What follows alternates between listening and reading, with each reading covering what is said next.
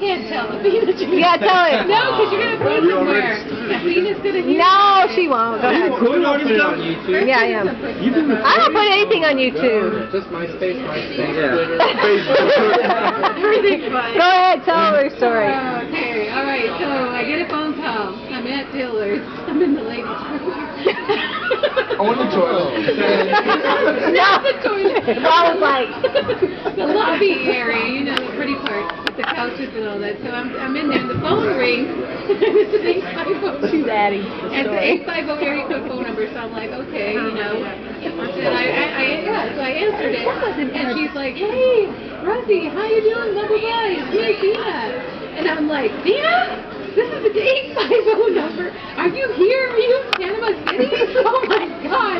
She's like, yeah. She goes, of course I'm in Panama City. I'm like, well, what are you doing here? Are you coming to get Luke? Did you want to talk to Luke?